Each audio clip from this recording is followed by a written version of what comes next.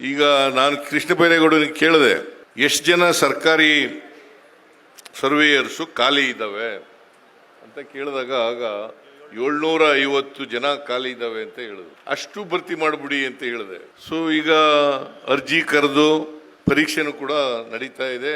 ಮುಂದಿನ ತಿಂಗಳು 10, 11ಕ್ಕೆ ಪರೀಕ್ಷೆ ಎಲ್ಲ ನಡೀತದೆ.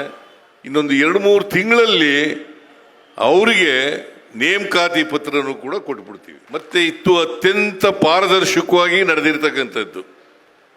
ಹಲೋ ನಮಸ್ತೆ ಸ್ನೇಹಿತರೆ, ಎಲ್ರಿಗೂ ಕೂಡ ಮತ್ತೊಮ್ಮೆ ನಿಮ್ಮ ಯೂಟ್ಯೂಬ್ ಚಾನಲ್ಗೆ ಪ್ರೀತಿಯ ಸ್ವಾಗತ. ಜಸ್ಟ್ ವಿಡಿಯೋನ ನೋಡ್ಕೊಂಬಂದ್ರಿ ಅಂತ ಅಂದ್ಕೊಂಡಿದ್ದೀನಿ. ನೋಡಿರ್ತೀರಾ, ಮಾನ್ಯ ಮುಖ್ಯಮಂತ್ರಿಗಳು ಒಂದು ವೇದಿಕೆ ಮೇಲೆ ಹೇಳ್ತಾರೆ, ಕಂದಾಯ ಸಚಿವರು ಕೂಡ ಇರ್ತಾರೆ ಕೃಷ್ಣ ಬೈರೇಗೌಡರು, ಲ್ಯಾಂಡ್ ಸರ್ವೇರ್ದು ಯಾವಾಗ ಮುಗಿಸ್ತೀರಾ ಎಕ್ಸಾಮು ಆ್ಯಂಡ್ ಎಷ್ಟು ಜನ ಇನ್ನೂ ಬಾಕಿ ಇದ್ದಾರೆ ಅನ್ನೋ ಕ್ವಶನ್ಸ್ಗಳನ್ನ ಕೇಳಿದ್ರಂತೆ. 2 ತಿಂಗಳಲ್ಲಿ ನೇಮಕಾತಿಯನ್ನು ಮುಗಿಸಿ ಆದೇಶ ಪತ್ರವನ್ನು ಕೈಗಿಟ್ಟು ಬಿಡ್ತೀವಿ ಅಂತ ಹೇಳಿದರು. ಹೇಳಿದಂತೆ ನಡ್ಕೊಂಡಿದ್ರೆ ಇಷ್ಟೊತ್ತಿಗೆ ಲ್ಯಾಂಡ್ ಸರ್ವೇರ್ದು ಎಕ್ಸಾಮ್ ಆಗಿರಬೇಕಾಗಿತ್ತು. ಬಟ್ ಲ್ಯಾಂಡ್ ಸರ್ವೇರ್ದು ಲೆಕ್ಕದ ಪ್ರಕಾರ ಯಾವಾಗಲೂ ಎಕ್ಸಾಮ್ ಆಗೋಗ್ತಿತ್ತು. ಬಟ್ ಅದನ್ನು ಮತ್ತೊಂದಿಷ್ಟು ಹುದ್ದೆಗಳ ಸೇರ್ಪಡೆಯನ್ನು ಮಾಡಿ ಅಧಿಸೂಚನೆಯನ್ನು ಹೊರಡಿಸಿ, ಅದಾದಮೇಲೆ ಆ ಅಧಿಸೂಚನೆಗೆ ಒಳ ಮೀಸಲಾತಿ ಅನ್ವಯ ಆಗುವಂತೆ ಮಾಡಿ, ಈಗ ಅದು ಒಳ ಮೀಸಲಾತಿ ಅನ್ವಯ ಆಗುತ್ತಾ ಇಲ್ವಾ ಅಂತ KPSC ಅವರು ಸರ್ಕಾರಕ್ಕೆ ಒಂದು ಪತ್ರ ಬರೆದಿದ್ದಾರೆ. ಸೊ ಆ ಪತ್ರಕ್ಕೆ ಸರ್ಕಾರದಿಂದ ಇನ್ನೂ ಯಾವುದೇ ಅಧಿಕೃತವಾದಂಥ ಸ್ಪಷ್ಟನೆ ಸಿಕ್ಕಿಲ್ಲ. ಎಕ್ಸಾಮ್ ಮಾಡಬೇಕಾ ಬೇಡವಾ, ಏನು ಒಳ ಮೀಸಲಾತಿ ಆದಮೇಲೆ ಮಾಡಬೇಕಾ ಇಲ್ವಾ ಅಂತ.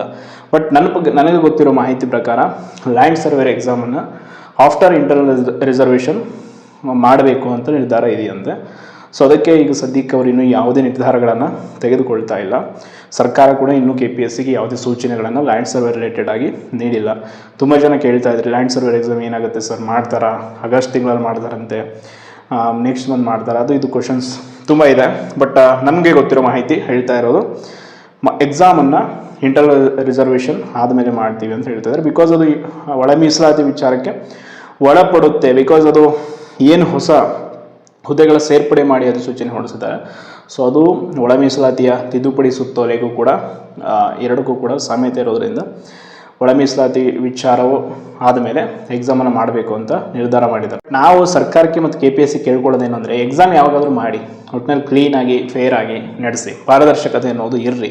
ಸುಮ್ಮನೆ ಏನೋ ಎಕ್ಸಾಮ್ ಮಾಡಬೇಕು ಅಂತ ಮಾಡೋದು, ಬೇಕಾಬಿಟ್ಟಿಯಾಗಿ ನಡೆಸೋದು. ಈಗ ಆಲ್ರೆಡಿ ನಿಮ್ಮ ಏನು ನೀವು ನಡೆಸ್ತಾ ಇರುವಂಥ ಸಮೀಕ್ಷೆ ಇದೆ, ಸೊ ಅದನ್ನು ಸರಿಯಾಗಿ ಪೂರ್ಣಗೊಳಿಸಿ, ಆದಷ್ಟು ಬೇಗ ಹೊಸ ನೋಟಿಫಿಕೇಷನ್ಗಳು ಮಾಡಿ, ಅದರ ಜೊತೆ ಎಕ್ಸಾಮ್ ನಡೆಸಿ.